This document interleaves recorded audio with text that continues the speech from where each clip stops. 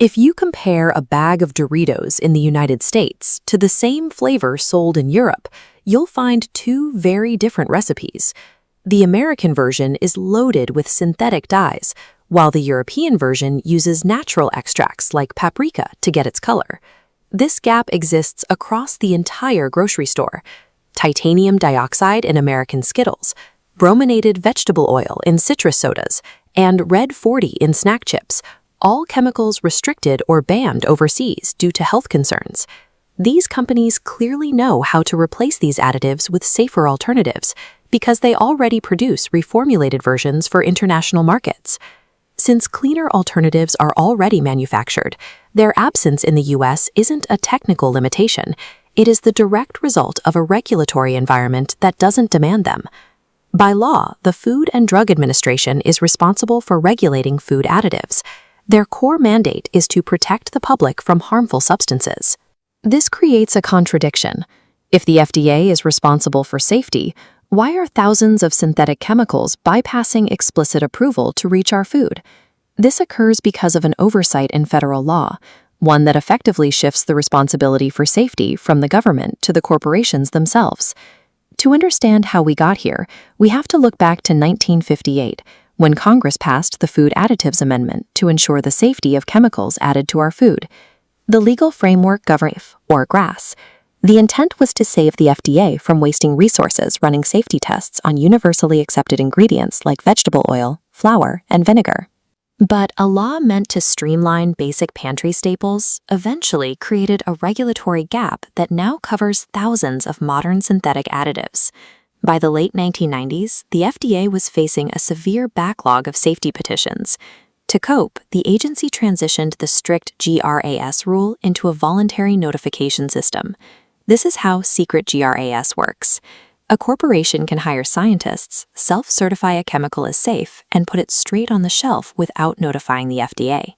This bypass keeps investments low, accelerates market entry, and protects trade secrets. This table lists more than 200 chemicals pushed into the market by international biotech and flavor companies using this exact loophole. Because the system relies almost entirely on corporate self-certification, the government is often unaware of what chemicals are actually in the American food supply. In Europe, grocery aisles are governed by a different set of legal standards. This illustrates the EU's precautionary principle. If there's reasonable scientific evidence of harm, suspicion outweighs corporate claims of safety, and the additive is banned. They used this to ban titanium dioxide in 2022 when researchers couldn't rule out DNA damage. The US FDA takes the opposite approach. Questionable chemicals are allowed to remain in the food supply until harm is definitively and unquestionably proven. The transatlantic divide isn't about different science, but about who receives the benefit of the doubt, consumer health in the EU or corporate profit in the US. Recently, the FDA announced plans to phase out several synthetic food dyes from American products. However, these plans are not a legal ban. They represent a voluntary understanding with the food industry, meaning there is no regulatory mandate for companies to actually comply. This federal paralysis has led to a rebellion at the state level. In 2023, California passed the landmark California Food Safety Act.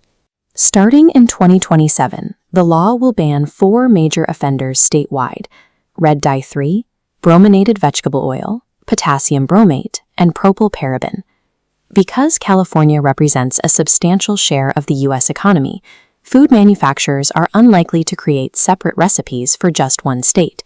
This state-level ban could force a nationwide supply chain shift, doing the FDA's job for them. For now, the United States continues to operate a reactive food safety system that waits for proof of harm before acting. To navigate this, the burden falls on you. Read labels for synthetic dyes, watch for preservatives like BHA, and use scanning tools to check if your food contains ingredients banned overseas. Until the 1958 GRAS loophole is permanently closed, the ultimate responsibility for food safety rests entirely on you.